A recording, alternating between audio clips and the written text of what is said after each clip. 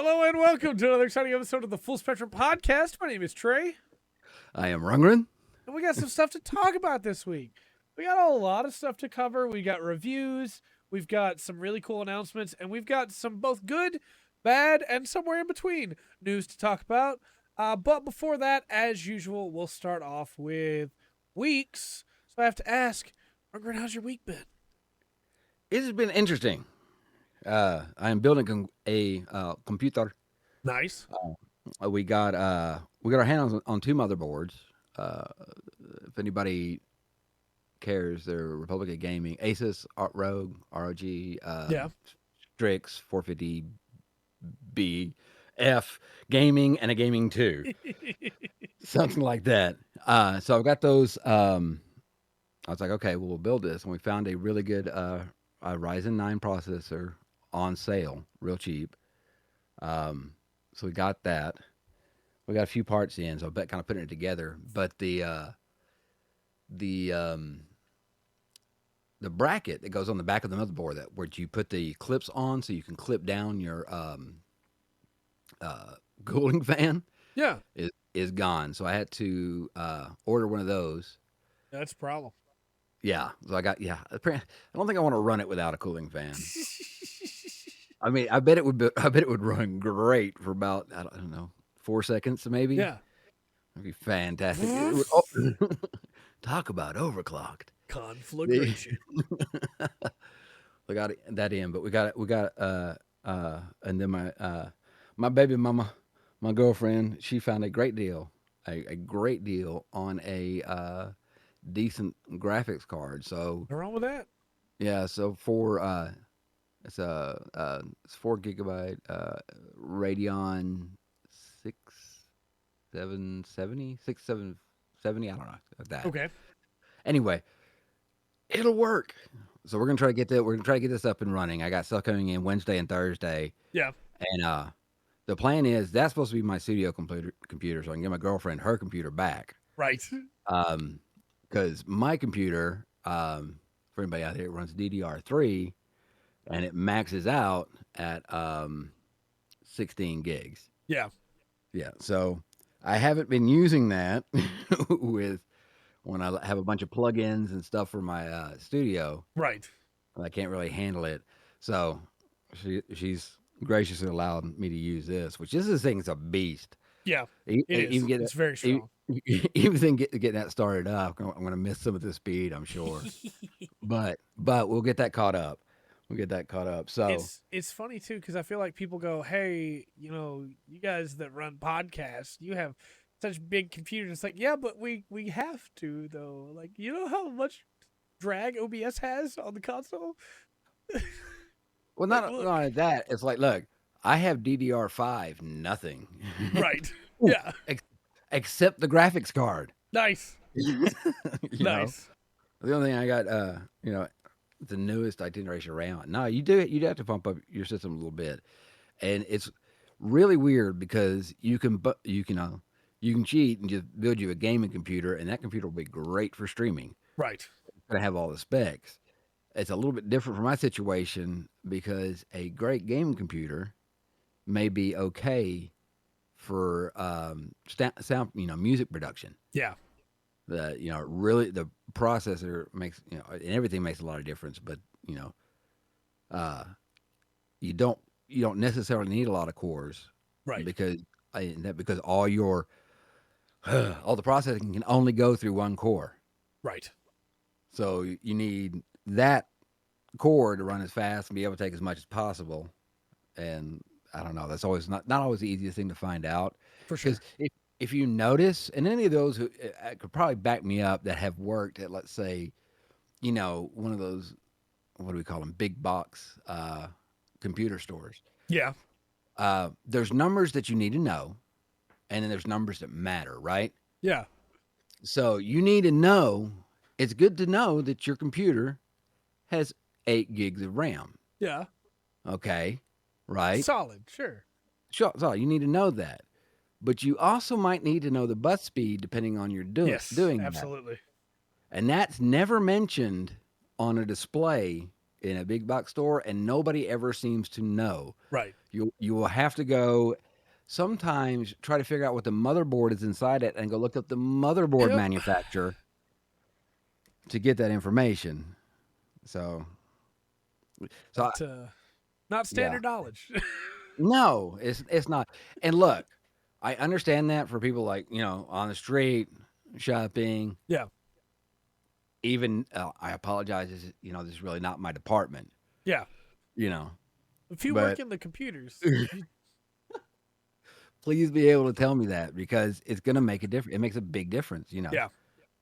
A lot of things. But that, and I don't know what I did. I got a brace on my wrist. I I don't know what it noticed is. that. Very painful. So you may Oh. need to wince when I come over here and pick up my coffee. Or I don't know. It's real poppy and hurts. Yeah. And it's kind of aggravating because I got to get the computer put together and cross fingers, everything worked. Don't have to order anything else and get it set up and all the files transferred to it. Yeah. And then set that one up as a studio computer. And I've got 2 songs I'm trying to finish, and it's guitar Yeah. parts I need to finish right now. Right. And That makes it difficult. Yes, I'm not very good at the widdly widdly woo anyway. And then when I can't move my wrist, Right. it doesn't work. Oh, I'm It just sure. doesn't work. So that's my week ordering, figuring out how to. Once again, if you watch this long enough, you've heard us say a few times, "Hey, we're doing something to try to make the studio better," Right. and that's this goes with it. I know I say it every time, but I think people underestimate how much work goes into the back end of stuff. Because, hey, I didn't finish Elden Ring for my week. What? I put every available hour into Elden Ring. Thank you, Waverly. And oh yeah, I was gonna throw that out there. I think don't you love when a compliment is so sweet, but also like makes you when you first read it go, huh? Yeah. Not how I've seen that worded before, but that's very nice to say. Thank you. Yeah. Uh, I don't do anything. no, Where's Dark? Where's Dark? That's a very good question. Where is Dark? She might be busy. I put in somewhere close to 44 hours or so Okay. more into Elden Ring. Look, life's busy. Life's busy. Okay. As you know, I got so much time put into it, but just had to work, had back end stuff I got to do. Again, like I was saying, I think people underestimate how long the back end stuff takes, but there's a lot of back end when it comes to editing stuff, uploading stuff, doing tags, making sure stuff goes places, where it's supposed to go, realizing that the audio get clipped on a video and having to pull it back down and fixing the audio clipping and put it back up. Regardless, we're gonna have our little Elden Ring spoiler thing here. Okay. But it's probably not gonna be as long as it would have been if I'd beaten it. I'm sure that's fair. But let me get the exact time here. Hold on. I am 117 hours in. And I'm right there at the end. I can feel it. I have the area that I'm in right now, I think. I have the area I'm in right now, and then the thing to go do that I'm pretty sure will take me to the end. But before I do that, I want to do all the cleanup. Finish NPC quest lines that I haven't finished, make sure I got all the dungeons, beat all the bosses I haven't beaten yet. I beat 2 of the big story bosses, which again, we're in spoiler talk now. So again, just until Spoiler Lubu goes away, I will be dropping names. I beat Moog and Millennia, who are both like big in-game bosses. Millennia is maybe the toughest fight that I've had in a Souls game yet. Okay. She can heal on every swing. Whether you block it or not, you have to dodge if you don't want her to heal. She has a really cool flurry, and she has 2 phases, but it's balanced out by the fact that, hey, Dark, it's balanced out by the fact that she doesn't really have a lot of health. So if you can burst her down, okay, you can do it. And I will fully admit, I spent like 2 hours of the 40 just fighting her. She's very cool. I don't know that I'd say she's cute, but she's very cool. Um, by the end of it, I had her moveset down completely, and I still didn't win. So I decided to try something because I noticed that she seemed to be weak to status effects, and I stagger locked her to death with a swarm of flies ability that bleeds enemies. So I literally just summoned in an Ash to draw aggro, and then just casted, just straight. It's the only boss in the game that I had to respec for, so that I could have enough points to be able to cast that ability. But I tested it on her and was like, okay, yeah, it works. So I just need to go all in on this. And it was really fun figuring that out, using the tools available to me, and finding a way to beat her. The other big boss, Moog, the Lord of Blood, is like this cool space alien dude, like Mind Flayer dude, that uses blood to create wings to fly and can explode his blood and uses a curse to put on you. And I had to find an item to negate the curse to be able to even fight him, really. And then had a really cool fight with him that unfortunately I still couldn't win, and had to find a reasonable way to work around it, which was I summoned in an NPC, Ash, that kept his aggro, and then I wailed on him till he died. No, if you summon in Ash, well, it depends on the Ash, I guess. That's true. I summoned in Ash Ketchum. Okay, never mind. He never wins anyway, so it's fine. I went to a hand, chainsaw hand and a shotgun. I was like, well, then you didn't have to do anything, did you? No, it's this game. I'm gonna have a full review of it when I'm finished, because again, there's no telling if when I beat the area that I'm in right now, it won't unlock another area. The map looks complete to me, but it's looked complete every time that I've unlocked a new area and the map is zoomed out. So, and that's only happened 4 times. So, limited amount of ashes you can buy. There are limited, because the ashes are like individual characters. They're not like a spin to. It's like each one is a character, and you can summon them as many times as you want, but only once per fight. You can only summon 1 Ash per fight. So, like, I have this Ash that I got early on called Oleg, Banished Knight Oleg, and I used him. I'm still using him now. You can level the Ashes up to where they have more health and do more damage, and my boy Oleg is just my boy. I send him out there. There are some bosses that I found in my cleanup, going back through and finding dungeons I missed, that he could just solo at this point, because he's fully upgraded. I don't even have to fight the boss. Oleg kills him. But there are other bosses where he has some trouble with it. And that's the reason that I think Moog gave me such issues, is because Moog, there's a bug in his arena where ashes just don't work. And they're working on it. It's a known bug. They're working to fix it. But you summon Oleg, and he just draws his swords, and then puts his swords away, and draws his swords, and then puts his swords away. And he's not going to draw aggro like that. I literally have to drag Moog to him and get Moog to hit him just to be able to draw aggro. But again, I beat Moog now, so hopefully by the time anybody watching this gets there, that'll be fixed. But, no, this game has so much to do. Everywhere I go, everything in the open world is different. It's fresh for that area. It may be some of the same enemies, but it's different groups of them in different numbers, in different layouts.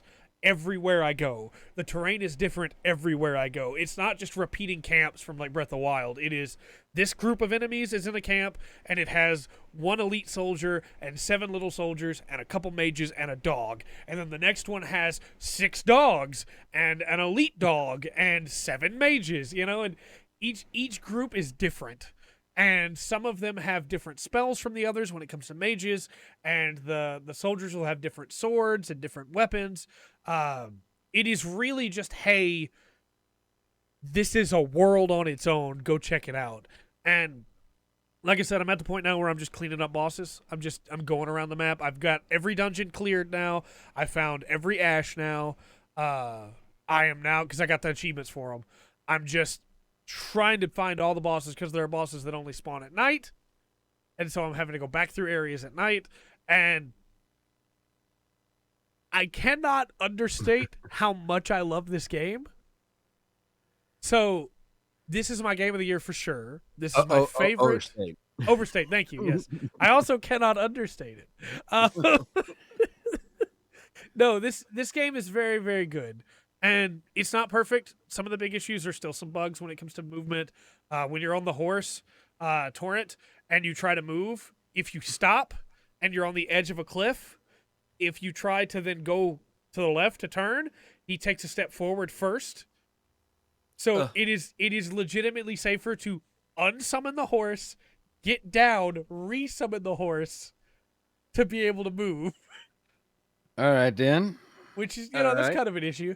Then there's the bug with Moog's Arena, like I said, where the ashes just won't work. But for the most part, this game's really, really good. And there are some weird areas where there are no bonfires, graces, as it's called in this game, and then areas where there's way too many. But for the most part, I think the checkpointing in this game is really, really solid. You clear an area, move to the next one, there's a new checkpoint. You're good to go. Yeah. You can grind. I haven't ground at all really yet. I've grinded out some upgrade materials to be able to upgrade stuff, but I haven't just sat and grinded up levels. I'm at the point where going up and clearing up bosses, I killed 2 bosses without going to a bonfire. I killed the first one. It almost killed me. It didn't. I used like 2 healing items to heal back up to full, and then went and fought the next one and beat it.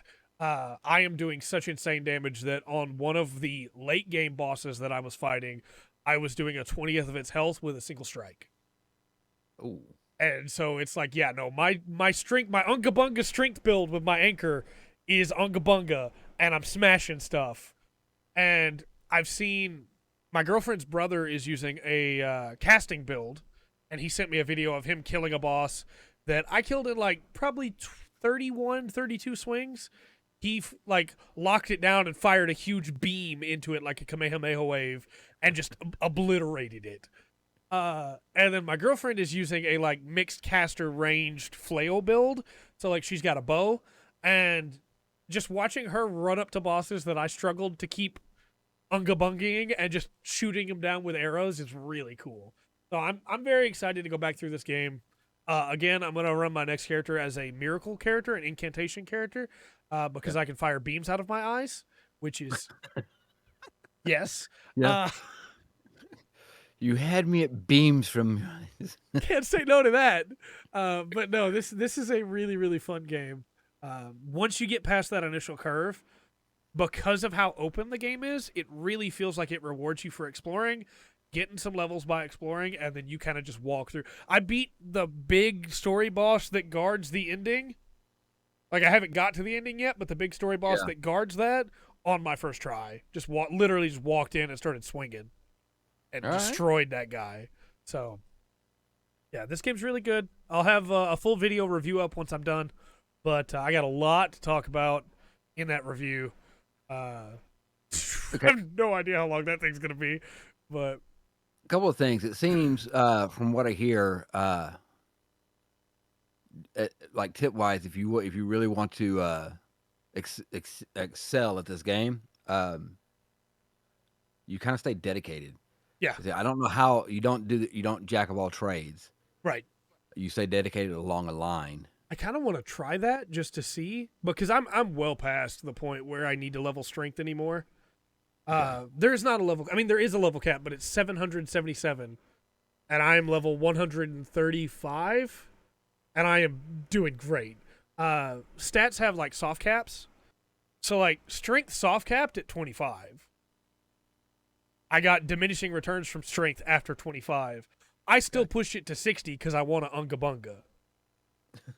So I literally have way more strength than I need. I could have put the stuff in other things, but it really does reward you for focusing down a specific thing. Yeah. Well, that's what it sounded like. And I had heard, I think it was Dark that brought up earlier about the fire, like a fire mage type. Yeah. Make it a lot easier. Yeah. To get through it. Honestly, casters are the way to go. If as much as I love my Unga Bunga, casters are the way to go. Because magic, not just magic itself, but incantation also is using that same FP bar. and you can level up all 3 and use all of them, basically. There's no reason not to, because you can scale your weapon with your magic stat so that you still get the same benefit as if you'd leveled strength or dexterity for your weapon. Okay. So there are weapons you'll never be able to use because you need more strength or dex. Like, it takes like 50 strength to use one of the heaviest weapons. Right. But there's no reason not to go as a caster. Yeah, then you can magic Unga Bunga. For sure. Yes. Like I said, my girlfriend's using that magic dex ranged build, and her flail uses dex and magic. So she's getting double the benefit of leveling both of those stats. So that's the way to go, in my opinion. But yeah, there are 3 soft caps for each stat. Strength is 25. It's 25, 50, 80, I think, is strength. And then, like, vigor is 20, 40, 60, I believe. But realistically, you hit that first soft cap, you don't have to go any higher if you don't want to. Your stat is good at that point. But when you bump it up, oh, buddy, I went from doing like 500 damage per swing to doing 778 damage per swing by pumping it up to 60. So yeah. Also, I put fire on my anchor because why not? That might be it. I have a little bit extra fire, okay. Let me ask you: is that extra damage, or did it turn the damage to fire? So it splits the damage, but fire is the stat that doesn't require a stat investment. Like, fire is the damage type that doesn't require a stat investment. So, for instance, I could put magic on there, but my intelligence is garbage. I could put lightning on there, but my faith is garbage. I could put cold on there, but my arcane is garbage. But I can put fire on there and not lose any. Like, it doesn't tie to any other stat, so I just gain fire damage because it splits it. So enemies that are resistant to fire, I struggle a little bit more with. But that's why I have a backup weapon, which is a whip that has native bleeding on it. So it has a bleed effect when you hit them with the whip. And then I put cold damage on it. So now it has cold and bleed. So if they're resistant to fire...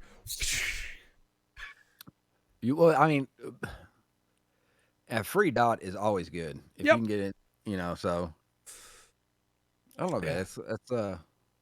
It's got a lot of people raving, and a lot of people seem to really be enjoying it with bugs. Right. That says a lot about a game. I think so too. It really does. I do want to throw this out real quick too for anybody that's like, well, what if there's not a weapon type that I like? I have over 100 weapons that I haven't even tried, that I have collected and could level up right now, because over the course of the game, as you do stuff, you get the ability to purchase the upgrade materials instead of having to find them in the world. So I could level up any of those weapons right now and use them, and they'd be just as good as my anchor. Let me ask you this. Just like my anchor. What does it... You had an idea for your character, right? Yeah. What does the game push you towards? Does it push you towards magic? Not really. You have starting classes you can choose from, and each of those will have a different thing that it excels at the start, or you can pick the one that is just level 1, has nothing but a club, basically. Doesn't even have a shield, no armor. And that's what my girlfriend did, and then she just found stuff as she played and was like, hey, I like this, I want to use it. Hey, I like this, I want to use it. Well, I'm wondering, because if you just, honestly, if, like in Skyrim. Yeah. Which... love, hate Skyrim. It is the hobo class, if you want efficiency and everything else, you go stealth ranger. Stealth bow. It kind of, you have to kind of work really hard not to play that class. Right. If you follow, like, the most, right? That's what I was wondering, if Elden Ring had, like, let's see where it follows, Not really, and because you can respec at any time once you beat the second major story boss, which some people will say is way too late in the game, that's super early game compared to what all comes after. I found a cool staff earlier today while doing cleanup, and was like, man, I want to use this, but I don't have the stats for it. I could just go respec right now and change all my stats over and be able to use it right now, as if I'd been using it the entire game. There you go. So it's very cool in that regard. Hobo class. Early on, you're kind of just going to be finding like base sorceries, base incantations, base weapons. But in that starting area, there's a little bit of everything. And then after that, you get into areas that are more specified. Like the second major area has a castle in it. And there's a lot of knights there, so you'll get gear that's more strength based and heavy armor based. The area after that has a mage academy, and so there's a lot of magic there. And you just keep going that way. Sorry, yeah, the weapon max level, that is 25 for regular weapons and 10 for specialty weapons. Respecking doesn't cost anything numbers wise. It costs a single thing called a larval tier. And there's an enemy in the game that you get to in one of the later areas that has a dedicated 100% drop rate for larval tier. I could go farm those right now. Okay. So I can respec basically as much as I want. Okay. Now, I'm going to ask you a question now, and I'm going to ask you it again. I hope to remember. Maybe try to help me after you've completed it. Your verdict now. DLC, sequel, or do something new? I want DLC. I want DLC so bad. Because I feel like I'm at the end, and there are areas of the map that there's just no way to get there, and I want to go there. I want DLC real bad. Yeah, I'm sure that's going to happen. I agree, Dark. It's way too popular. It would be an ignorant management move, business move, not to put something out. Even if it's one, make it big, make it good. You're going to have to you're going to have to. That's what they've done with the other games, except for Sekiro, which never got a big DLC. Dark Souls 1 got a big DLC. Dark Souls 3 got a big DLC. Bloodborne got a big DLC. Dark Souls 2 got 3 little DLCs. But, like, there's a shipwreck that you can see off one of the cliffs in the south. And I want to go to that shipwreck, man. I want to run around on that shipwreck. Let me go there. Yeah. So, I'm loving it. There's some news that's going to bring up. Sony's thinking of buying both WB Games and FromSoft, and I don't see why you wouldn't, honestly. And Netflix. I wanted more information on it, so I didn't mention it today. But yeah, Netflix has picked up another gaming studio. Really? Yeah. So, but that, I'll try to get some more information on that for next week. Okay. Because I don't know if they're doing it. They're just buying out, shutting down, or what. Right. For sure. I'll find out. Yeah. But that's pretty much been my week. I did have one other quick thing to talk about. Okay. Like I mentioned earlier, I picked up some extra work this last week, so I didn't have a lot of time to do any like 40K stuff or anything like that. But I did catch up on One Piece, the manga. Nice. And I had been told, hey, you need to catch up quick because the newest chapter is nuts. And there's a reveal in the newest chapter that is incredible. That's nuts? Yeah, it is. Go figure. And it like, not to joke, but in some ways it's almost cartoony what happens in that chapter, and I love it. And so, man, like the anime is actually like pretty caught up now. The anime is in the arc that the manga's in, which is new. The anime's never been that caught up, right? So that's cool. But when I say there is a moment where a character grabs another character and starts swinging them around them, and their eyes are in every circle as the face is turning, cartoon style. Yeah, it is crazy, but it's maybe think of another question. Maybe think of a question about this. All right. Yeah. As the local aficionado expert on One Piece, could you catch up by watching the anime and then pick up the manga? Or yes. Okay. But that's what I'm wondering here. The problem is that the anime doesn't, like, the anime is drug out for length. Because for a long time, it was trying to, like, hold off so it didn't get caught up, right? And so what it leads to are situations where there's a specific fight in the manga where after a very long time of fighting, Luffy takes down the enemy with like this gigantic punch, and it's super cool and it looks great, and the enemy goes to block it and is just destroyed, right? It's just over. Enemy didn't have a chance. In the anime, they drag that out for like 4 minutes, where the enemy's like pushing back against it, like, ah! Oh, It's like, yeah, okay. no, that's not how that fight went, though. Luffy crushed that guy, you know? And so it's keep that in mind. I definitely recommend reading the manga. I think you'll get through it a whole lot faster. But anybody that decides to watch it, I understand. You know, I get it. The anime is very good for the most part. It's just every once in a while it does things that are like, okay. Um, yeah, no, it's good. We're up to let me pull up my Viz Media app here and see what the latest number chapter is. I disagree though. I think most One Piece fights are not that. That's what it's become because of the anime. But most One Piece fights are not that. Most One Piece fights are really detailed. Okay.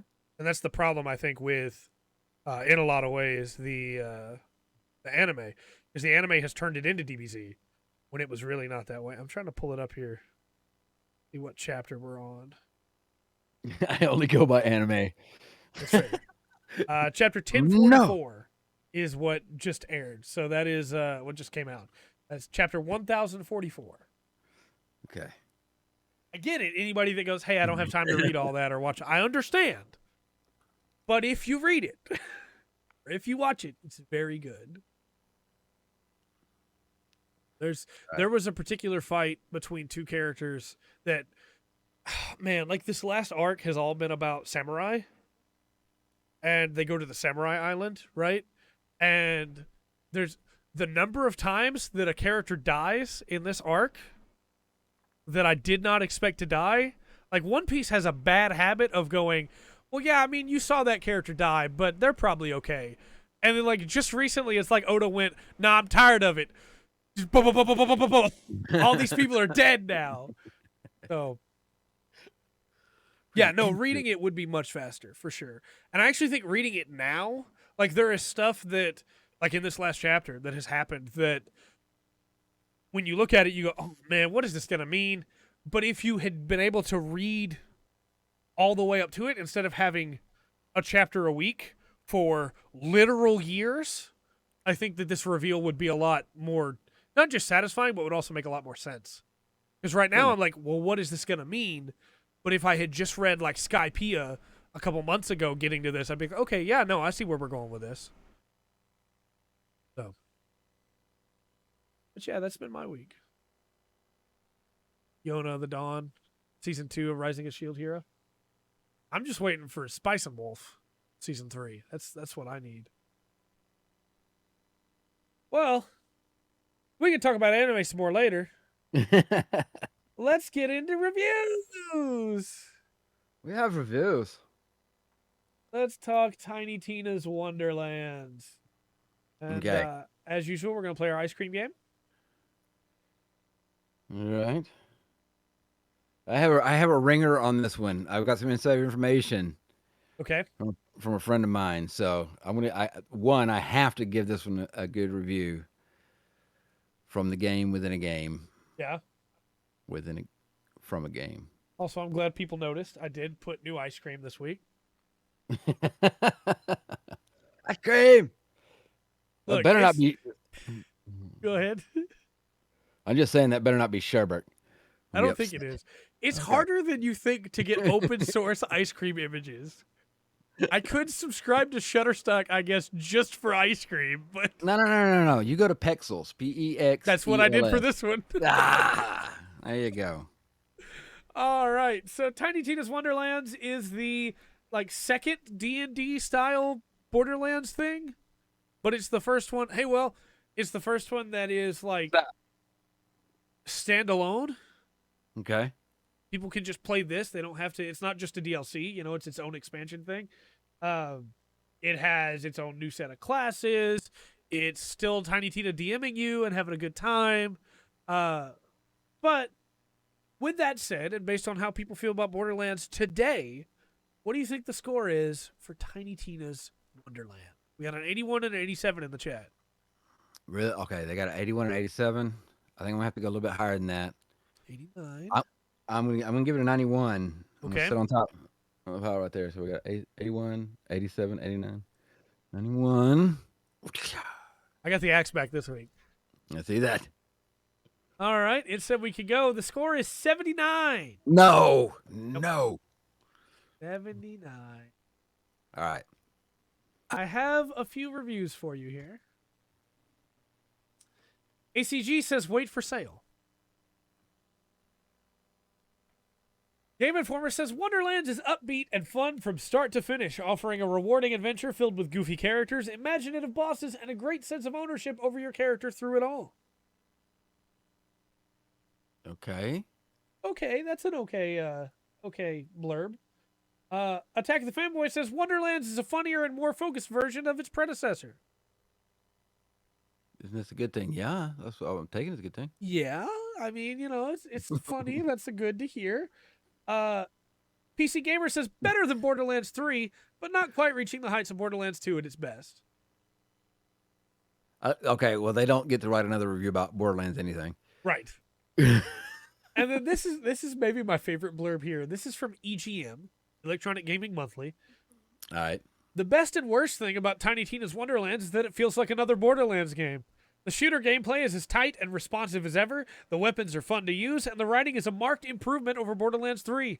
The characters are once again at the center of the game's comedy, and the performances are great when the actors are actually committing to their roles. But because this is more Borderlands, a lot of the same annoyances with the series persist, especially when it comes to inventory management and the sheer amount of meaningless loot. Really, Wonderland's worst offense is that it can't get over the series' legacy of looting and shooting and misses the opportunity to take real inspiration from the tabletop worlds that it parodies. But it's a Borderlands. Yeah. Oh, man. Like, what did you expect? Okay, so now we got to figure out if they'd recommend it. Yeah. You've heard some glowing reviews and some not so glowing reviews. I had so many more of these I could have read too that made like bad puns and like I'm sure. And I just couldn't bring myself to make you all suffer it today. I'm gonna give it 83. 83 for the recommended is where I'm going with it. Okay. Got 81 up. 89. Pushing the button. I forgot to push the button. 87. I understand. I love Borderlands 1. I enjoy Borderlands 2. And after that, my joy for the series starts to do this. But gameplay-wise, Borderlands 3 is really fun gameplay-wise if you can cut out the dialogue. And if you're playing on PC, there's actually a deal you can do to the text file that makes it auto-skip every line of dialogue. Every single line. Every cutscene, every time anybody goes to talk, it auto skips it all. Because gameplay wise, it's actually, it's a fun game. The critic score is 78%. Okay, so it's about the same as what they gave it for that. Yes. I do want to leave you with this one pun. Oh gosh, okay. That is Tiny Tina's Wonderlands itself right into mediocre. Will somebody call the police and just... I'm not joking. I literally spared you from 5 of like that and just gave you the one. Stop trying to be clever. Write about the game. Let me know stuff about the game. Come on. I agree. All right, this next one terrifies me, man. I don't even know what to say about this next one. I'm so... Oof.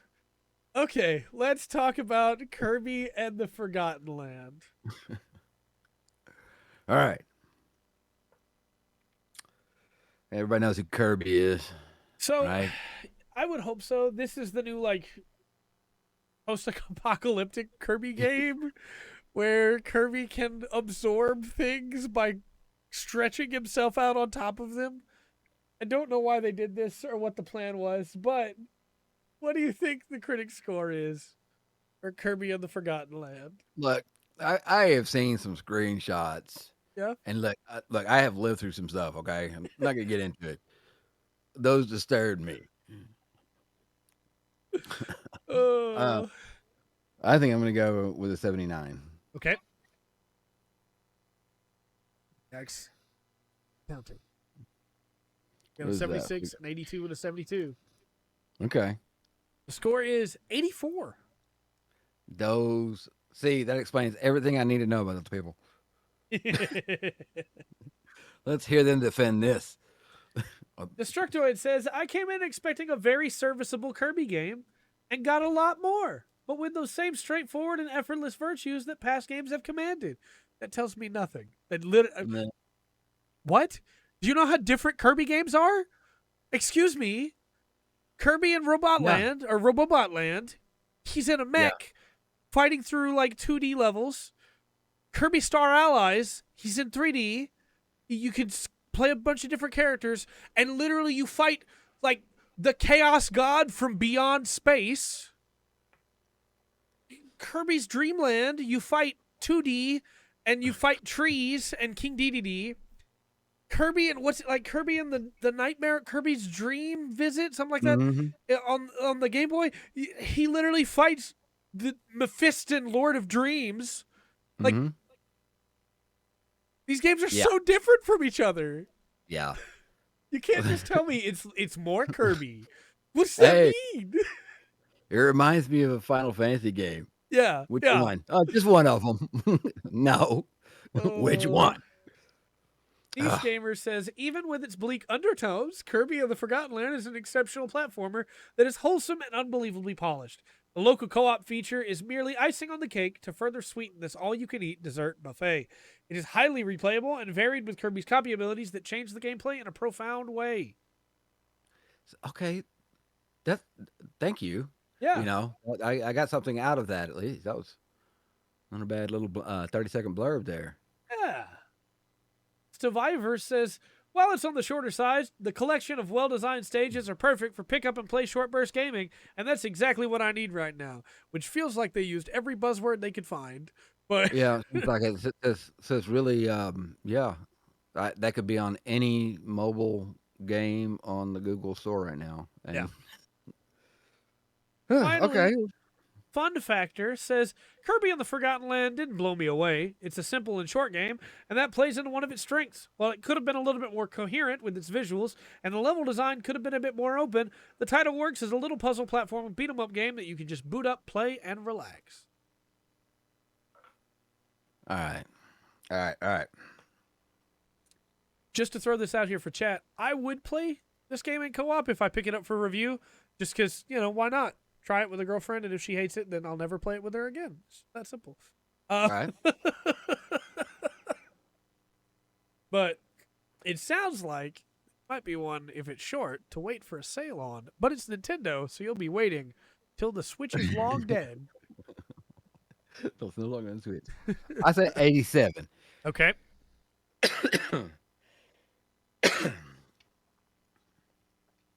The Axe said we can go, and the answer is 92.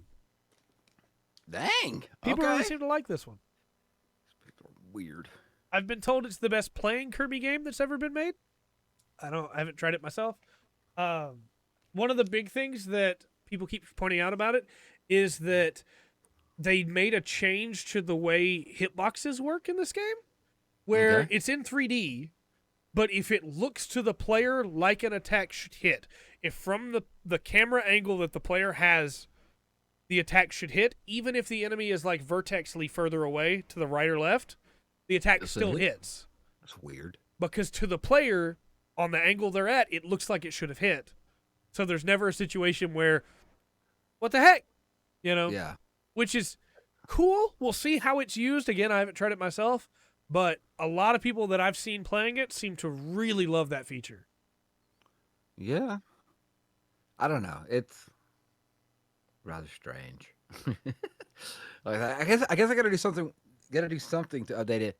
And the whole thing about it's like the best playing Kirby. Well, look, it should be. Yeah, I agree.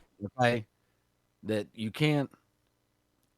That's not a bonus for this game. Right. Look at the systems it is on. Yes. It should be by far the best playing. If it doesn't Kirby. play better than the Game Boy Kirby, we have a problem. And I love the Game Boy Kirby. Nightmare in Dreamland, that's what it's called. Nightmare in Dreamland. Such a good game.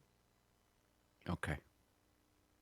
I want to fight Mephiston, Lord of Dreams again. I don't think that's actually his name, but Let's talk Wouldn't that be announce. Morbius? It would be Morbius. But You know what? it's not? I'm gonna look this up, and I guarantee Okay. you his name is just Nightmare. Probably. Nightmare and Mhm. Dreamland final boss. His name is Nightmare. All right. I knew it.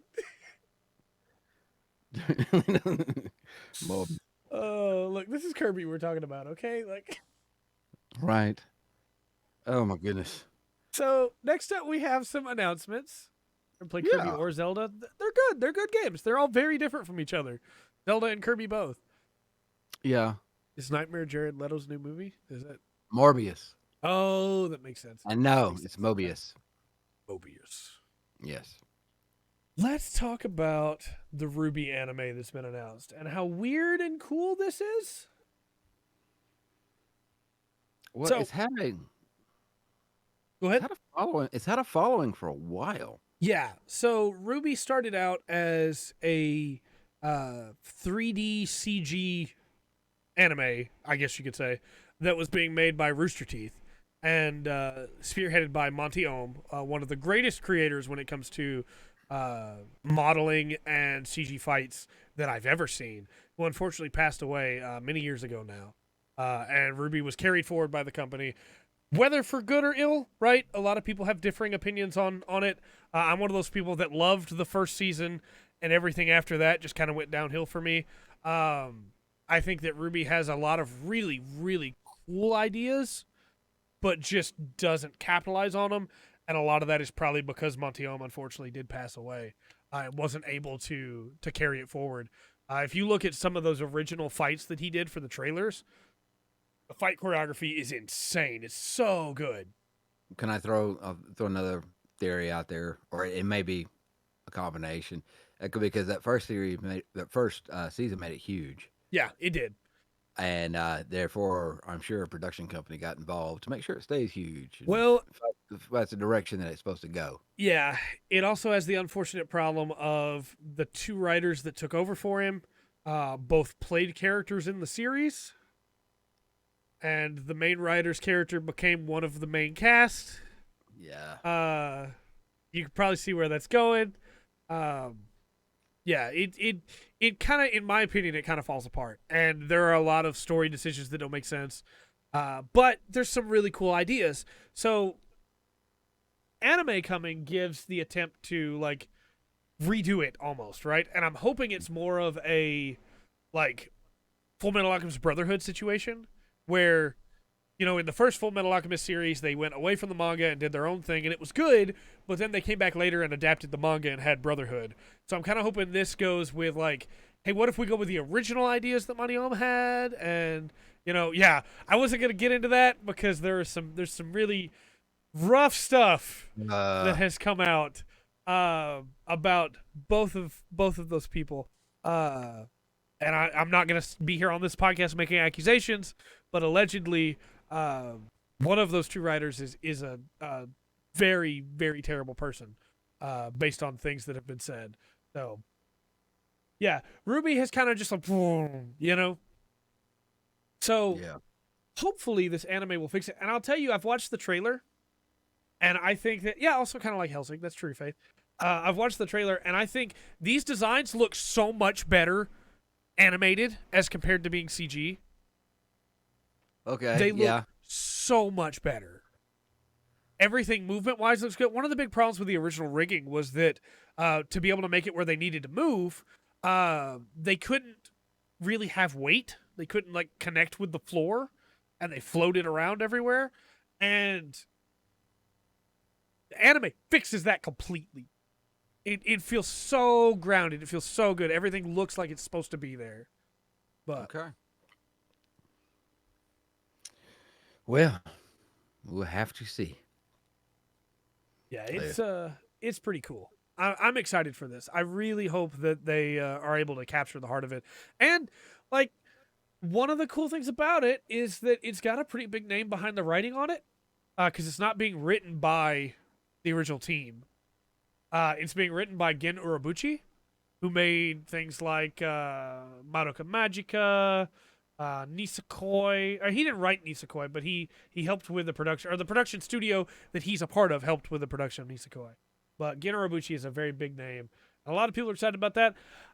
For me, Urobuchi's pretty good. He wrote Kamen Rider Gaim, which is a really fun series.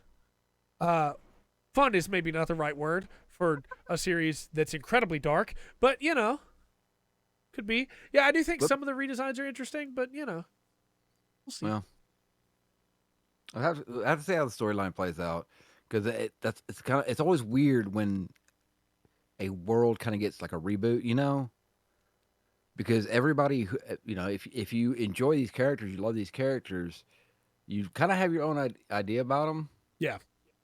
you know, and sometimes it's very explicit Yes. what these characters are, and sometimes it's not so much. Right. And so, you know, if sometimes they can go against what's explicitly not like you could look at it and go, no, I know that character won't do that. Yeah. You know, or For sure. you know, they might get some of those stuff off. I don't know. We have to see how it goes forward. And I'm wondering if they're trying to get back to what was originally intended and what originally got it Yeah, I up hope so. and noticed. I also want to say one thing that I really hope this anime does is that it fixes the problem that's come in with the fights recently in RWBY, which is where, because I kept up through season 4, even though I really only liked season 1, because I liked the characters. I wanted to see what happened to them, you know. And one of the biggest issues they have is that in the 3D environments for the CG, they're not actually like paying attention to where characters are. So there will be shots that pan in the middle of the fight, and there just sometimes won't be anybody there that was there a minute ago. It's like, where did they go? Well, they're back in the next frame. They just weren't there for a frame. Or you get a fight in a room and there's like 8 people fighting and you have no idea where anybody is or what anything references because there's no visual reference for any of it. And as the camera pans, the other characters just aren't there. And it's really annoying. Okay. You know, like a kung fu fight where they do cuts too often and you don't see any of the stuff? Yeah, Yeah, it's like that. I gotcha. Yeah, That's true. The new redesign for Pyrrha is not one that I love. I like the original one, but I like the original one a lot more. Pyrrha Nikos is a great character. I'll take no Pyrrha Nikos slander here. Yeah. Next up, we have a pretty cool announcement for a new game that's coming out, and that is One Piece Odyssey. Another Muso? No. Okay. This one is going to be, or supposed to be, a JRPG, turn-based JRPG. Okay. Which I'm pretty hyped for. That's interesting. It always goes with a wave with those. It's like they'll get popular and so many will come out with that style and that look. Yeah. And then you know, you want something else to be out for a while. It's kind of weird how that comes back. And so continue forward, sir. I really want to play this. I really want to play a One Piece turn-based JRPG. It looks pretty good. It looks like it's going to be its own thing. It's not just going to be retelling the story of One Piece. Set on a separate island with its own characters. And I'm really excited for the idea of like, hey, yeah, here's just a standalone thing in this universe. Because that's really cool. A lot like Dragon Ball games, I'm kind of tired of just playing through the same story over and over, man. Let me do something new. So, I'm stoked. The other big thing is that it's going to be coming to PC, PS4, PS5, and Xbox Series X and Series S in 2022 this year. All of those platforms instead of just PC or just PlayStation, like previous One Piece games have done. So. Okay. Pretty cool. I know you're excited. I know you're ready for that. That's pretty much all we know about it. Right now. Yes. And the next one, I know you're excited about that too. Next up is Mobile Suit Gundam, The Witch from Mercury. Uh-huh. I can't fit all this in here, so we're just going to go Gundam Witch from Mercury. They did a real-time RPG, and it wasn't great. So, Mobile Suit Gundam: The Witch from Mercury is a brand new Gundam series that was announced at the Gundam conference. It is the first time in the animated series that we've had a female protagonist, which is really cool. Ecole du Ciel was the manga protagonist, but we haven't had an anime protagonist yet. A girl, which is pretty cool.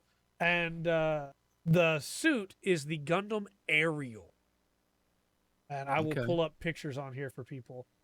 Because I'm afraid if I drag them over, it's going to do that thing it always does where they just go away a second later. No, it didn't. So there's a picture of her. All right, see it pop up here. And then Very nice. here is the Gundam Aerial. Her standing in front of it. And then I'll pull up a different picture of the Gundam Aerial. Yeah, that looks cool. And it's Ariel as in AE, not Ariel as in The Little Mermaid. She does. She reminds me of like if you showed me that picture and been like, "Hey, It's Gundam. not the Gundam, but the The girl. girl." If you show me that picture and be like, "Hey, they're doing another thing in the Nausicaa universe, and this is the SketchUp Right. for the main character, where they're gonna redo it," I'd have been like, "Yeah, okay, I can see it." I love the Gundam's design. I understand anybody that doesn't, but it looks really cool to me because it looks like it's going for that same like Obari G Reco design, while also having it more grounded than G Reco's design, which is great. It also has the peg on the back for striker packs, so expect to have some more packs for it. There's also going to be a prologue that's set beforehand story wise, and it'll feature the Gundam Lefrith, which I'll pull up a picture for now. Pull that up here. Ah. And the mobile suit Begur Bu, which I'll pull up as well here. Yeah, I thought that was an interesting looking suit. I really like this thing's design. I think the use of like two different shades of purple actually like really accents it well. Yeah. So I'm excited. I've noticed and the title of this makes me think of it more, and I don't know if I could fully put it into words right now, but it reminds me of they steal from the right places. Yeah. You know what I mean? Yeah. And one of them is Dune. Yeah. The original 3 series, just the way that they set stuff up. Yeah, I'm looking at it'll be interesting to catch up to this. Only thing I'm a little worried about is that the Gundam Aerial's design is extremely detailed. Like it's got Barbados feet on its upper thighs. It's got turn A lower thighs. It's got a bunch of detail on the chest, and the shield is very detailed, kind of like a souped up version of the Regizi's shield. I'm kind of concerned or the Rosen Zulu shield. Sorry, I'm kind of concerned that it won't have a lot of fights because of that, because it'll be a pain to draw. Possibly, but they may not be hand drawing anything. I mean, That's true. Oh, and they may be hand drawing a model and then modeling it in, and that may be why they can go with so much more detail now. Yeah. Here's a close up of the chest of the model kit, because the model kits are going to be sold soon too. I like that chest a lot. Yeah. It's got a little bit of Exia. It's got a little bit of GB2 or GBO2. Sorry, no, GB2. The what's it called? It's got the nuke. It's piloted by Animal Gato. The Gundam Unit 2, GPO2. That's it, GPO2. So, and here's a model of the Lefrith. See that? And finally, a picture of the model of the Begur Bu. I like the shield on that one. I do too. Yeah, I'm not a big fan of the gun. The gun looks like it was thrown on at the end, but I like the shield. Yeah. And this one, yeah, I I'm like the hoping- look of that. I'm hoping since that gun has Exia shields on the side of it, that it'll be like a part of something bigger. That like the next version of it, the upgraded version, will have like a weapon that slots into it to make it bigger. But Yeah. We don't really know anything too much about it so far, but Purple baby. it could be good. It'll come out at some point in October on Sundays at 5 p.m. airing, which means we'll get the episodes hopefully on the Gundam Info channel on YouTube for free. Since this will be the first one that's airing since they've put that channel up on YouTube, but we'll see. Right. It's hard to believe it's already been like 7 years since IBO. Yeah, pretty sick stuff. Come on, man. We'll go into the news, and the first thing we have for that is Adepticon happened for 40K. This is not a new tribe of Transformers. No, I'm sorry. Oh. The first big thing here is they're adding a new box set for Necromunda for people to play Necromunda, which is pretty cool. They're adding a new faction to Harrow Deep for people to play Harrow Deep. That's pretty great. They're making some brand new Chaos Knights for people that like Chaos Knights, which is really cool. Get that ice cream out of here now. Nobody got ice cream. That means I get ice cream. They're also putting out Imperial Knight Codex, which is cool. Blood Bowl's getting a new team. Age of Sigmar's getting a new season. Horus Heresy's coming back.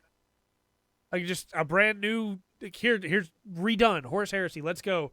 30K models are happening, which is cool. And I wish I had more to tell you about it, but that's pretty much it, right? It's just, hey, new stuff for everything. Yeah, yeah. And you talked, I think it was last week, a little bit about the 30K. Yeah, because they revealed it was happening. Yeah, and putting all that stuff out. Which, if there's 2 reasons to do that, and I don't think it's a desperation move. I don't think so either, because they're doing fine. Yeah, I think we're doing good. Let's bring up something that we know. Yeah. Not only that, your newcomers get to go back and do it for the first time. Yeah, it's exciting stuff for sure. A website like that would be very cool, Dark. That would be great. So from here on, all the news topics that we have are going to be like actual discussions. So just a heads up to everybody. I know we've already been live for almost an hour. I don't know how long these discussions are going to go. First off, we have PlayStation's response to Gamepass, which is subscriptions changing for PlayStation Plus. Yeah. So what's the difference between PlayStation Plus and what they want to do? So here's the big changes, right? PlayStation Plus, if you have PlayStation Plus right now, you will still have the base subscription of the new thing. It will still do everything the base version does. Okay. 2 monthly downloadable games, exclusive discounts, cloud storage for save games, online multiplayer access. No changes in this tier. Price isn't changing. You're good to go, right? Man, they need to get that multiplayer access out of the paid part. I agree 100%. But go ahead, go forth. The extra version is next. And this gives you everything from the essential tier, but it also adds a catalog of up to 400 of the most enjoyable PS4 and PS5 games, including blockbuster hits from our PlayStation Studios catalog and third-party partners. Games in the extra tier are downloadable for play and works just like Game Pass in that way, that you can download and play them whenever you want. Okay. Now, your basic subscription per month is $9.99, right, for essentials. The extra version is only $5 more, $14.99. Okay, not bad. It's $5. You get access to the whole catalog, basically. However, one of the things they wanted to make sure people understand is, unlike Game Pass, this does not mean brand new games. They will not be added to it as soon as they come out. Sony had some executives come out and say, hey, that would cost us too much money. We're not doing that. Okay. Which, not great comparatively, because Microsoft does it. But yeah, I get it. Well, that's fine. That's fine. Then you need to beat their price. Yes, I agree. You really need to beat their price. Instead of being the same price. Being the same price. Right. Yeah. That, maybe $12.99. Yeah. Or or if you really wanted to go with this, your package, that $9.99 would be the big package. Yeah. Big package. So It'd be like $4.99 for the cheaper right, one. I agree. Or just free online. That's just the premium tier. Oh, okay. This is the big one. Provides all the benefits of Essential and Extra. Adds up to 340 additional games, including PS3 games available via cloud streaming.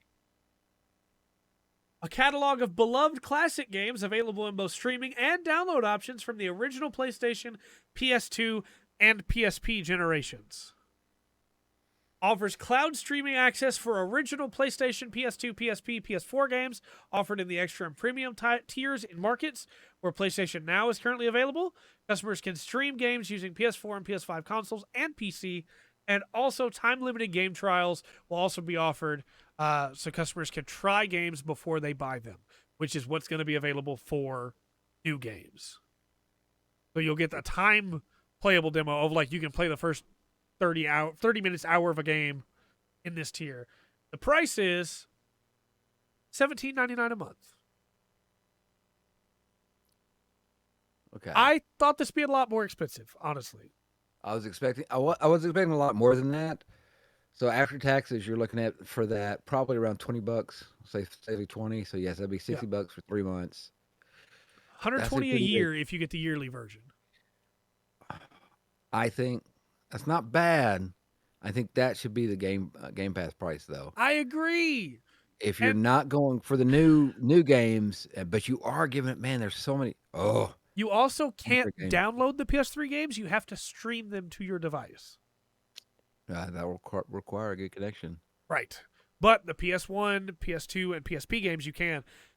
And I'm part of the problem because I'm looking at this going, man, it'd be great to be able to easily make videos on that stuff in HD. It would, but what, and on that aspect of it, you sign up for a month. Yeah. You find out you get it. When you get ready you cancel it. And then when you get ready to do it again, sign up another. Sign up for a month. Yep, that's right. Find the game you're going to go. That's right. So, yeah, it's nowhere near as good as Game Pass by far. Yeah. And also, as has been brought up many times, my PlayStation account is the same one that I've had since PS3. It's the exact same account. It has not changed. Yeah. I've used it from PS3 to now. The games that I bought on PS3, do I automatically get once this is done? I can just stream them whenever I want? Well, no. The PS1 and PS2 and PSP games that I bought on the PS3 store, can I just download those without having to buy this pass? The answer is no. So here's the thing, because like if you got to add up $120, what you said for the year, if you buy for the year, but you're gonna pay $240 buying it monthly. Right. That's way too much of a price difference between those two numbers. I agree. Now, on the Game Pass, it is a high price, but Xbox is always like, hey, get it this much cheaper. Yeah. So usually I end up with Game Pass Ultimate, and it's around the time of the thing. It costs me, I think, $70 when I pay the yearly. And I'm getting all those games. Right. So I don't. It's the price is given, and this is something that I think, man, nobody was touching the PlayStation when the PS2 came out. Right. And they got greedy with the PS3. The Red Circle of Death should have killed the Xbox 360, but because of the price of a new PS3, it survived that and flourished. Right. You're looking at $300 compared to $800. I agree. It's some great stuff. Those old PS3 games, PS2 got. Can I play Parasite Eve again? PSP games? Yes. That's fantastic. It's too much. I would be able to swallow this a lot easier if the games that I already purchased with the same account were playable. Like if when this rolled out, they went, all right, any game you purchased on your PlayStation account all those years ago, download it now. Because I know it's the exact same executable. I know it is. But they're not going to do that because why would they? So I'll just keep my PS3 hooked up through an HDMI cracker so that I can record footage from it, I guess. Yeah, we do. Ugh. And like, don't get me wrong, Nintendo's the same way. Buy a game on the DS eShop, you can't get it on the. It's not the same executable for the Switch eShop, even though you have the same Nintendo account. Yeah, I don't know, But man. I can hook up my Xbox One right now and play Xbox Live Arcade games that I bought on 360 all those years ago. Yeah, And I'm the yeah, Sony guy, right? I play my yeah, PS5 way more than I haven't touched my Xbox in a long time. But it's just like, man, come on. yeah. Well, I mean, that's where that's why Xbox is winning the marketing side, the publishing side of it, the marketing Yeah, side of it. You know, they won the marketing side of it. Hey, these people love these games. yeah, They bought them. Let's let them keep them. You know, it's a simple concept. And their Game Pass thing with the new games, like, hey, I can play this whole game if I wanted to without right. paying anything for this game. Yeah, And and it's I have. brand new. That's how I played Forza Horizon 5. I could Yeah, play the Forza Horizon 5, the whole thing free yeah. because it was on Game Pass. The day it came out, you know? And I I think, just don't understand why you've got to, yeah, you got to make stuff your own. right. But in the business world, look at stuff that's working. I agree. I think the extra version, the 15 a month version, that's probably worth it. $5 more a month, $60 more a year Yeah, to get access to 400 plus games. That's only going to absolutely. grow. I don't see why you wouldn't do that. You're going to save Yeah. so much money in the long run from games that you didn't have to buy and find so many games that you wouldn't have played otherwise because you'd had to buy them. For sure. I just think, like you said, go up an extra $3 a month for a month. Download a Yeah. bunch of games you want to play and play those, and then go back down. Well, also, this is not Game Pass is also aimed towards a casual gamer. This is not, Yeah, right? I agree. So you have that and you pay $60 for those 3 months because after tax, that's about what it's going to be. Right. Well, if you're a casual gamer and you bought a what you're not even going to get a brand new game, Right. and that's the price you would play on a brand new game that would probably take you would probably pay for 3 months. Other issue is that we're now in a time where, for the price that you would pay for this for a year monthly, you can get a decent computer that's gonna play all this stuff emulated. You can buy a Raspberry arcade Pi console. or yeah, Or an arcade console already put together with graphics on the front of it, the buttons and everything, and loaded with all these games. yep, For one fee. Now that was the ultimate nice one. And it's about $400, but yeah, right, 10,000 games in there. yeah. It just bothers me so much because I just want to play the PS2 version of Tales of the Abyss and be able to record footage for it for a video. I've been trying to do that for years. I ran it through the PS3 and it looks bad because I have to run it through an HDMI cracker. I emulated it on my PC and it looks bad. So guess what? I'm going to buy a month of this. I'm going to buy a month of this to make that video, and that video will probably make me back the money that it cost me to upgrade for that month. But it's fine. It's fine. Yeah. I don't know. The prices are off. It's just too much. All right, man. We're gonna rant forever on that one, Yeah. but it needs it. And the bottom line is right. I don't think there's anybody in chat or out of media that's like, man, that's some really cool stuff. Right. It's too much. Well, speaking of too much, let's talk about Crunchyroll.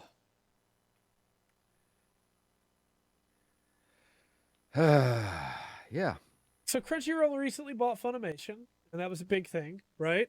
We talked about Yeah. at the time that they would have a monopoly on the anime business, and that was going to be a problem. I am missing an H. Thank you. Guess what? It's a problem. I put that H in the wrong place.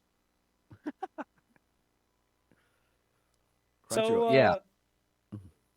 big thing that no, I didn't. I put it in the right spot. Haha. The big thing that Crunchyroll had been available for, whether you liked it or not, was the ability to quickly find the new season of anime and be able to watch new season of anime right when it comes out of Japan, right? You don't have to wait for Yeah. fan subs. You don't have to wait for torrents. You can just watch it right as simulcast, right as it comes out of Japan. Well, after buying Funimation and becoming the biggest anime streaming service legally on the block, as of May 31st, you will no longer be able to watch brand new episodes of anime unless you have their subscription service. Yeah. Instead, they will take big shows for the season and lets you watch the first 3 episodes for free. So you can get a taste. That includes, by the way, Spy Family, which is a great manga that's getting a really cool looking anime, and that's just what it is, you know. Guarantee it's going to include Spice of Wolf season 3. This is aggravating, for one reason to me, really. If you want to do that, you have an opting out. Fine. Yeah. Don't call it Crunchyroll. You're not Right. Crunchyroll anymore. That's right. That's a completely different model of what Crunchyroll was doing. Yeah. There is no subscription for Crunchyroll. You get to go watch anime, and so change it. Yes, You know? I agree. Let's be honest. They did specify after Anime News Network ran their article, Crunchyroll reached out to them and was like, hey, well, let's clarify this. And I want to read their clarification verbatim so you can see how much they don't recognize what the problem is. Okay. We will continue to make new content available for free with ads, and it is only stopping the automatic free availability of all simulcast content. So anything that already was on the site, free with ads. Things that aren't simulcast, free with ads, which means anything that's already on the site. But anything that's simulcast, nah, got a sub for that. And again, as Dark has said, this promotes piracy. That's well, like I said, that's not Crunchyroll. right. That's not what Crunchyroll is. And change the name, get a new logo, make it a new business. Yes. You know, because So, my big thing is that like Crunchyroll as a website before was already bad. Like their player wasn't good. It sometimes doesn't remember where you were on the episode. The selection of anime, like sometimes they just pull anime and don't even tell anybody. Like there's barely any Gundam on Crunchyroll now because a lot of it has just been pulled off because they lost the license. yeah. But at least it was free, right? It was Yeah. free and it was legal, so you could watch it with ads. And even though it was worse than watching it separately with ads, you could still do it. Now, not only is it worse than watching it with ads, you just can't for the new stuff. So you might as well go to the other sites where you already got a better player with ads. Yeah. No, it's a stupid move. Yeah, maybe they want to put it under. Yeah. Maybe they want to put it under. I don't. Yeah, the player's a big deal. I'm glad both of y'all brought that up, Art, because like I said, if you're going to charge for something, it better be smooth. And like I said, I don't mind if you say, "Hey, watch this," and this is what I don't understand. Hey, we're gonna have 3 commercials at the beginning. Yeah. Let's say, and I'm pushing here, right? Yeah. You're gonna have 3 commercials at the beginning. Okay. Be intelligent. Pick a spot somewhere around the middle. Yeah. Run 2 or 3 commercials, and then run it at the end. And I promise you're gonna get paid. Yeah. Be straight up about it. Hey, this is the commercials, and this is how many you watch. Stop trying to hide the fact that Or give me a premium subscription I can do that takes away the ads. yeah. I'll do that. I do that for YouTube. I'll do that. It just it's not the way it should be implemented, and it takes away everything that Crunchyroll is. Like I said, if it was like, hey, pay this and we'll take it with the ads, then yeah, all right, that makes sense. But not like this. But if I'm going to pay you, like at least give me a good player. The other last thing I'll say on this is pay attention to your anime YouTubers. Because if they're saying this is a good thing, there was a thing that was revealed not that long ago that some anime YouTubers were being paid by Crunchyroll to cover their stuff and talk good about Crunchyroll. Just all I'm saying is, if you see YouTubers there's one in particular I'm thinking of that I will not name, because I don't want to get his fan base on me. If you see YouTubers that are saying this is a good thing when it clearly isn't, maybe reevaluate while you're watching them. That's all I'm saying. Did they not announce? No, they didn't announce. No, it's not Joey. It's not Joey. It's not the anime man. No. Just don't. Just all I'm saying is just pay attention. If you're watching somebody that says, "Yeah, this is a good thing for the industry." No, it's not. It's not. It's not. You know They what? You know what else is not good for the industry? yes, I would take a Crunchyroll, the actual yes, the food, but I'll Crunchyroll would pay be for good that, for right? sure. Let's talk about GTA Plus. Plus what? Yes, technically that is illegal, and that's why I'm not saying names because I don't want to. Like, I'm alleging illegality. Hmm. GTA Plus is a new membership program exclusively for GTA Online on PlayStation 5 and Xbox Series X and S. It's launching on March 29th, and it provides easy access to a range of valuable benefits for both new and long-standing players on the latest generation consoles. Oh. I want you to guess for me Oh what god. you think this paid subscription, first off, gives you in GTA Online, and then what it costs. Okay, it's gonna give you GTA Online, probably with some cosmetic stuff you can do, you can pay for, and they're probably gonna charge like $15 for it. Okay, GTA Plus for the first month of membership will give you 500,000 GTA dollars delivered automatically to your account. Yeah. The Principe Deveste 8, along with complimentary house special works upgrade for it, which is a car, before it's made available for purchase by the general public. So you get it early. You also get a new auto shop located in La Mesa, which introduced an assortment of gameplay updates. Current auto shop owners can relocate to La Mesa at no additional cost, which is actually surprising to me. I wouldn't think they'd do that. You no longer have to pay the car meet membership fees for car meets online. You Okay. get upgraded to the Aquarius Super Yacht if you own a yacht. You don't just get that if you don't have a yacht, but if you own one, you get that one for free. The Gusset Frog Tee and Broker Prolapse basketball top and shorts automatically are added to your wardrobe. I'm not wearing a prolapse, nothing. Right. The conveyor livery for the Mammoth Avenger, HVC, APC, and TM02 Kanjali are added for you. You get a selection of free paints and emblems. You get 3 times your GTA dollars and RP on special works races. And you get 2 times your car meet rep on street races. You get all this stuff. $5.99 a month. All right.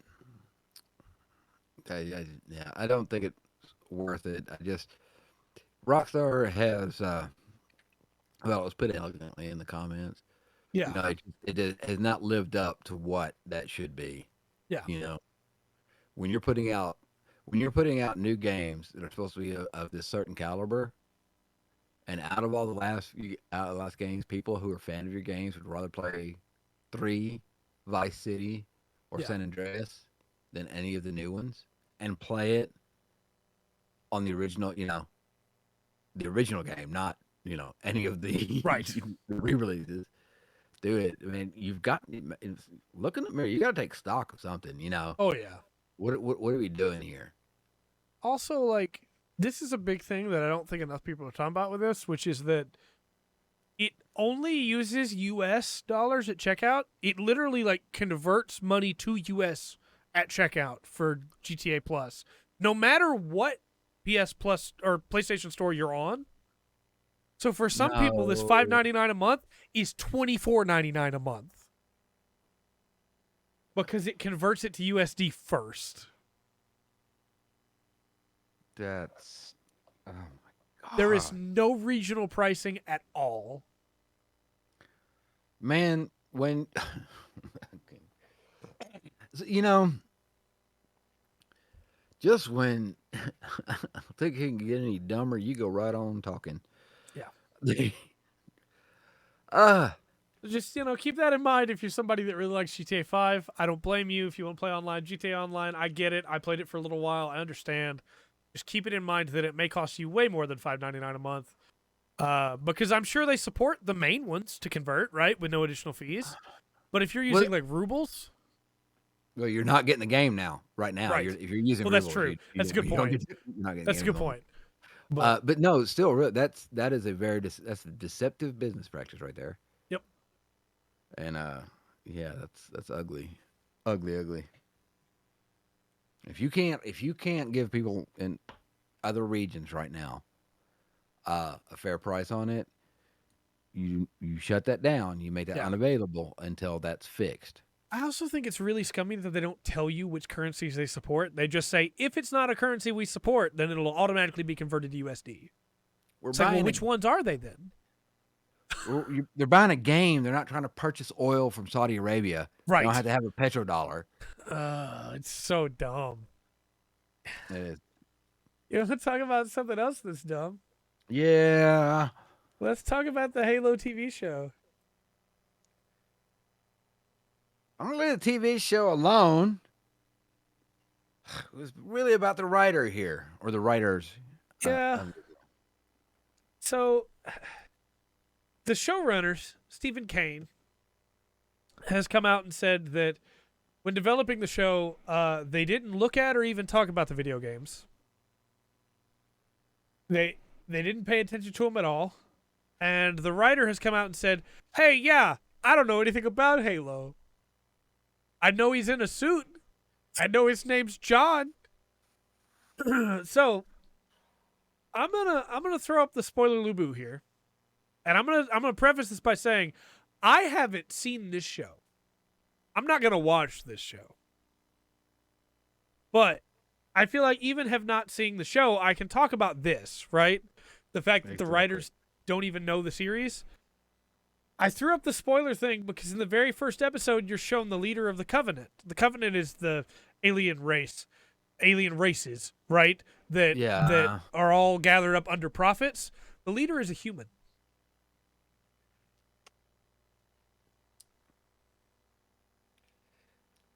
See, man, that's awful. I mean, it's a kick in the teeth of the fans. Yep. It's unfair, and this is look. If you whether you like Halo or you despise it, you can't stand by this. Yep. You know, that's horrible. Now you understand why I said I'm not going to watch it, chat. Well, I mean, look, if I was running a production company, and like, hey, we're giving you this team, right? This is a Yeah. team of professionals that know what they're doing, top to bottom. Right. We're gonna do a Halo movie, all right? The first thing everybody's gonna do is play Halo. Yeah. The very first one. Yep. And then we'll, Then play Halo through it. 2, then Halo 3. Exactly. And Yeah. each time we're gonna have a little brainstorming session after each one. So Ridiculous. they also have Master Chief take off his helmet in the first episode. Which is like, okay, yeah, all right, sure, why not? You got an actor, you want to show off his face. But I want to read you the exact quote from Stephen Kane, the showrunner. He says, "We didn't look at the game. We didn't talk about the game. We talked about the characters and the world. So I never felt limited by it being a game." Which tells me they didn't want to make a Halo show. They wanted to make their own show. Sounds like somebody, given a whole sci-fi universe and wants to make a World War II a movie. Yep. Sure does. Oh, my Wonder goodness. who would do that. Ryan Johnson? Ugh. Oh, I'm just glad he spells it differently. yeah, I am too. Uh, No, I don't understand the mindset between, hey, the Covenant are aliens that wanted, like, I could have wikied that and told you not to use a human for that role. That would have been easy. But they didn't. They used a person. And no, I don't care. Put up what IP you're using if you have the rights for it. Just take a little time. yeah, Hey, you know what? I promise you can find videos on YouTube about it. I'm sure. It could be revealed that this person's not human and just looks human to try and deceive people. But it doesn't matter to me because until the Covenant met the humans, they didn't know what they were. So bad. So it just, and I've frozen again. Wonderful. Yeah, that's all right. Wonderful. Feel like you walk like an Egyptian. That's right. That's right. Right. Let me try this one time, and if it doesn't fix it, then we give up. Let's see if it fixes itself. Oh, about all over the screen. Yeah, Uh, I don't see any point in watching you know, if they'd come out and said, you know, "Oh, man, we're huge fans of the game," the show could have been not that good. yeah, And, you know, I try to give it some support, but no, it's just if you don't like it, you don't know it, then leave it alone. I agree. I agree. I said I was gonna try it one more time. Let me give this a shot real quick and see if it fixes it. But I don't think it's gonna. I think the internet's having trouble. Yeah. Just for a second, half a second. Oh my gosh. I'm laggy, but I'm here. Okay. All right. You know what Mm. else is still here? Fortnite, Yeah. but its building is not. No, and I don't play Fortnite. I don't know much about it, so I went to find an expert. So I asked an 8-year-old, Yeah, yeah, who doesn't like the fact they got. Basic review was don't like the fact they got rid of building. I'll be very upset if it's gone for good, but it's still worth playing, I guess. the Kinda. good news is it's still in competitive. It's just not in casual. Yeah. Uh, but it's kind of funny that like the dropping building has made Fortnite popular again in a way. Well, I mean that's the meme. Yeah, it gave up being what made it special, and now it's popular again. It's really weird. I've never seen a game that just. I think that tab for Fortnite might have been the one that was lagging us out. Let me try it again here. Okay. No, it wasn't that tab. The tab was not the problem. All right. Discord. But no, yeah, it's kind of weird because, like I said, that was the meme. That was the thing. It's. This reminds me a little bit, business wise, of when Xbox got in on the for only $9.99. You know, Yeah, it's like ruined it. You had all kinds of free publicity and you ruined it. You know, yeah, I you, agree. constant memes coming out with putting up walls or dropping a building, It's and you ruined it. it's what set it apart, and then now it's just Tab. like Gross. everyone else. Ugh, no, don't get And just like everybody else, it. Breath of the Wild 2 has also been delayed. Yeah, and it's not really. It's disappointing, but not a surprise. Yeah, And let me guess, February 2023. that's what they're talking. They're talking Yeah. next year. Oh, these game companies. So this is a Spring bit. 2023. Yeah. Okay. This is one they might be having problems with development. I don't think they are. Yeah, I don't think so Th- either. This is a business decision. They do all the announcement stuff, get first quarter publicity going into uh, Nintendo Direct, Yeah, getting all that stuff built up. It's kind of died down a little bit, and they push it out. Hey, we're going to delay it for a little yeah. bit. Once again, it's in a news cycle, It and also moves it out of the same release window as Xenoblade Chronicles 3, which was Christmas this year too. yeah, And I think they're banking after Xenoblade Chronicles 2 hit really hard, and then Torna did great, and then Definitive Edition did really good. I think they're expecting Xenoblade 3 to sell really well, and if they put both those games out in the same 2 weeks, it's just gonna kill Xenoblade 3. yeah, it's a business. I feel this is a business decision, not that they have any problem with any kind of development. Yeah, I agree. I think the game's working fine. I think they're on schedule for that. This is a strictly business position to maximize profits. Yeah, I agree. Then the last news thing we have here, oh, Xenoblade on Xbox would be great. I want it on PC. Last big thing Yeah. of news here that we have is everybody's golf is becoming nobody's golf. Yeah. Our little golf game. You're gonna shut it down. Yep. Uh, that's Xenoblade Chronicles X is the one that has a max. It's very good. The skills are awesome.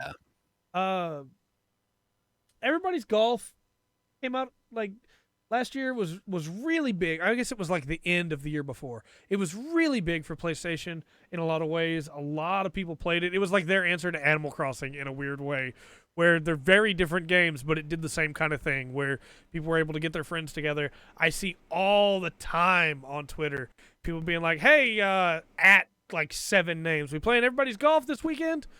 And it's like this is a game that people have just really stuck to. But for seemingly no reason, because it's still being played a lot, online servers going down on the 30th of September. Yeah, it doesn't make any sense. Nope. It doesn't. And look, I mean, if you're trying to figure out a way to make more money out of it, Yeah. I don't know. Here's the list of the functionality that will no longer be available. Hmm. Open course selection. Participation in international tournaments. The turf war mode. Checking daily rankings. Checking copy rankings. Viewing of the notice box. Viewing this month's items. Last month's items. Warp medals. The acquisition of some items related to fishing. Reporting of players. Viewing of profile cards. Browsing the library. Getting the platinum trophy. Getting the gold trophy walking encyclopedia, and getting the bronze trophy online debut. Yeah. So if you want the platinum for this game and you own it, you should probably do it before September 30th. That's all I'm saying, because that'll be gone. So same reason to me Star Wars Galaxies. Yeah. Star Wars Galaxies got took down because it was up, I think, before the Disney merger. Yeah. But yeah, that's pretty much the news. It's unfortunate for people that really love that game. I always see it on sale and go, hey, maybe I'll pick it up, but not now. Yeah. No point in it. Yeah. And it really stinks. People spend money on it, enjoy the game, and well, no more. Yeah. I don't understand, Sony. Who can? Gosh. Let's throw it over to Rundgren's Corner. All right. After all that, let's see. We got a birthday today. Yeah. Or kind of ties in with the last one. It's Deanna Troy's birthday in 2336. Nice. Just something about those next generation suits. That big hair mess. So it's her birthday. I'm sure the actress is watching. Played the part is watching. So happy birthday to your fictional character, right? Yeah, obviously. Century, right? Age of Dragon, Age of Ashes. Never heard of it. Okay, I'll take it. I'll look. I'll see what it's on Steam. It's on Steam. I'll look. I'll see if I can find it. All right. So, a citizen of Siohim town in North Goa, India, Atul Sarin, is 58 years old, and he says that the love of animals sparked in his heart when he would visit wildlife parks with his father in his childhood, and childhood home in Mombasa, Kenya. Yeah. All right. So, to get a better lifestyle, he moved abroad. So, he moved to the UK when he was 13. At that time, Kenya was kind of in political upheaval. And so they moved to the UK. He graduated and he joined the family business. They would run a retail gardening shop, sells gardening stuff and hardware equipment. Right. But he wasn't stressful. He wasn't satisfied with the stressful life there, and he also didn't like the weather. Of course. So in 2005, he decided to quit the business and move back to his homeland to get away from his busy life. So on his return, he purchased a big Portuguese house in Sihom. It was constructed in the 1930s. It's a luxury house, had oyster shell windows, high ceilings, a marble floor, a garden full of banana, mango, and jackfruit trees. Okay. And he thought it would make a perfect guest house in the peak season of tourism. You should get that for a guest house. On one fine morning walk during monsoon season in Goa, Atul was shocked to see many hungry and injured dogs on the verge of death. Oh no! He recalls that he would visit them regularly and feed them every morning. He also began providing first aid to the wounded ones. Meanwhile, seeing stray and nomadic cattle in his neighborhood would send chills down his spine, as most of them were malnourished and neglected. He thought to help out these poor animals by contacting an animal welfare shelter, but to his shock, there were rarely anyone working for animal welfare in North Goa. Right. Um, so he reported to the Better India about a gruesome case of an abandoned cow. He once witnessed a three-legged cow trying very hard to cross a congested road. Hmm. He was so saddened to see that as she was trying hard to walk, everyone would keep pushing her away to escape the traffic. He went to help her, but the traffic officials had asked him for a signed affidavit from the cow's owner. Oof. Talk about bureaucracy backfiring. Good news. Yeah. He succeeded in finding the owner, who sadly had dumped the cow because he could no longer afford to take care of her. Oh man, I hate people that dump animals. Yeah, I'm right there with you. He felt he had to help. Took the cow back with him and named her Tara. Tara was his first rescue case. In 2022, the state government recognized Atul's garden as a cattle compound. It works as well as a welfare for animals in Goa, WAG, and the NGO working for an animal welfare, and it got registered in 2012. Nice. He adds that his garden was sectioned into a compound by dividing its front section and keeping several cages to isolate the cattle from other animals, like cats and dogs. In early days, he would spend nearly 50,000. What is it? Ruples? What is the RS? What is the Indian currency? I should check that. Oh, I can double check it. Yeah, double check that for me. Very much. But he would spend that a month to maintain the well-being of animals. I meant to convert that. It is rupees. Rupees. How much? Right. I can convert. Yeah. 50,000. 50K. Say rupees like Zelda. $658. Okay, so he spent about $658 a month. All right. According to him, back in that time, there's very little to no exposure for animal care. So Sorry, he had 655. I'm sorry. okay, 655. So he personally had to teach his staff everything from the specialized diet plan to the treatment procedure because people just didn't know. Right. This is kind of a new concept to them or in that area. So if the cow had a hoof injury, it has to be washed every day. So you got to teach people stuff like that. Yeah.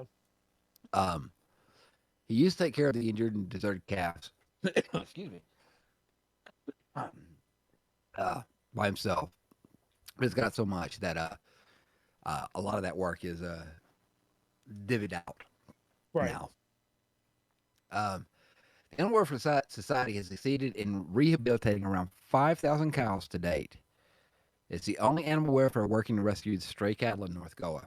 And he also takes in a lot of other animals, dogs and cats, and pretty much any animal that Yeah, at is that point. injured or abandoned, he will take. uh, but in total, with his amazing heart, Atul and the great work of his team, they've rescued and rehabilitated 15,000 animals. And it gives a short list: cats, cows, dogs, goats, birds, like turkeys, chickens, and parrots. They do have a website if you want to learn more about it. It's www.wagoa.com. Cool. And they also have a Facebook page. It's WAG, all capital letters, WAG. And you can donate. They do have a donate link, obviously, Right. and that would help out. But yeah, he went to a part where there was absolutely no animal care, and didn't have to. Right? That was his. I read the description of his house, Yeah, absolutely. the guest house. And he divided up the land and decided that it was better to take care of animals. That's So awesome. it is. Way to go, It's Atul. right all through that. So that was my little story for the day to let everybody know there is some good people out there. Heck yeah. Yeah, North Goa. Uh, yeah, I don't know. I guess some people just don't care. Yeah, let me check one thing right quick. I did want to throw out, since I've been frozen for the last 10 minutes or so, I've gotten a good chance to look at myself from a side view. And it's really clear where the silver's starting to come in, the gray. You can see it. I'm about to try and show you, but you can't see me because you're seeing me. You can really see it right above my headphones. You can see a little bit of the gray coming in, and then in my curl, you can see a little bit of the gray in the undertones. All right. So to kind of go to the bat, Goa is way over on the western coast. Right. Um, pretty not too far from. Let's see, what country is that? That won't be Iraq, would it? Coming up close to that. What's between there and there? Uh, yeah. Okay. So it's not far from Pakistan. So Right. they're good chance they may not be Hindi. Yeah. Well, and Yes. Yeah. even That is correct, Dark. But like I said, but Pakistan's mostly Muslim, so they don't hold that. And as close as they are to Pakistan, there's a good chance well, and that even in that Hindi area. predominated areas, there's still going to be large groups of people that just don't follow Hinduism. True. Uh, So yeah, the right. I guess it's the right. Yeah, but you're right. If the right or wrong person, I guess. I mean, right. from there saw that, they'd have probably. Yeah, that owner probably wouldn't have got asked if they could have the cow. They'd probably been killed. Yeah. So But yeah. Way to go, a tool. yeah, appreciate that, man. I want a burger. Yeah. Yeah, we'll be back next week, of course, with more stuff. But before we go, as we always do, I say next week. We still have this week, Thursday. You got any Yes. plugs? No, just my normal ones. I got my songs coming out on Sunday. Had a new one come out Sunday. It's getting close, less than a month, and the album will be out.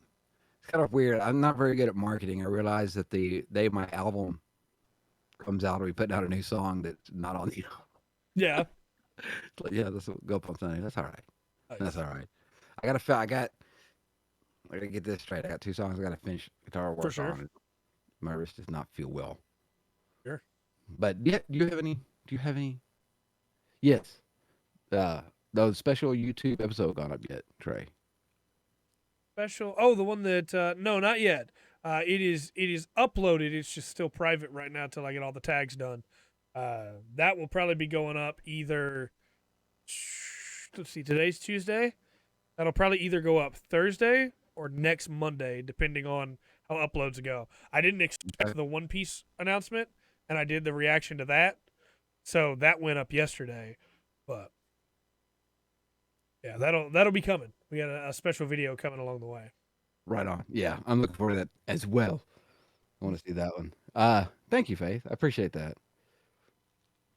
So, I wanted to plug that special episode we have coming up. I want to plug the Thursday podcast, as always. That is always super fun. And then I wanted to plug, just for like a weird thing. I've mentioned them before in the past. Play on Tabletop. They do Warhammer 40K. They do. Haven't done it in a while, but they did some Lord of the Rings tabletop game. They did Star Wars Galaxies, and just recently they started doing like live streams that have like weird deals that people can do. And so this last one was a 40K game, except Darth Vader shows up and the chat gets to control Darth Vader. Oh no. And they statted him out and he destroyed everything, of course, which is really cool, Oh, so have you got the stickers yet? Or are you still waiting on that? Getting the stickers done. for that model. Yeah. I should get, yeah. There's a process to it I have come to understand, and it Yeah. requires somebody to put a sticker on, get some help on the sticker. Okay, still waiting on that. I got a heart from on a comment on YouTube from the Taken 20 guy. Nice. He Very sent cool. that, so Very cool. I'm so Very awesome. nice. Yes, exterior validation is healthy, right? That's Right? Hey, that's what give me helps. compliments. Give me Good. compliments. Oh, I found the channel. I was looking for a channel all this time in my history. Okay. There's a weird channel that I don't normally do this for channels, but I have to call this one out. And it's one that I think everybody should at least watch once. The Okay. channel is called I Like Home. And I they like do home. they do Lego cooking ASMR videos. Oh, believe it or not, I have seen that, and we have watched Right? one. Yes. They're so weird and cool and slightly uncomfortable, but I Like Home. I'll get a link to the channel real quick. Hold on. There you go. Right on. Yeah, I hope you do. I hope you get to work on one this weekend. I'm looking forward to seeing it polished up, finished, and done. Looking good. But yeah, here you go. There's a link to the channel. You know, technically, my answer would be yes to both those questions. You too? Those Want that? Me too. Yeah. Cool. are fun. Yeah. Yeah, we got a lot of stuff coming, so please look forward to all that. And till next time, I've been Trey. I've been wrangling. We've been the Full Spectrum Podcast. Remember to always enjoy the full spectrum. Life has to offer.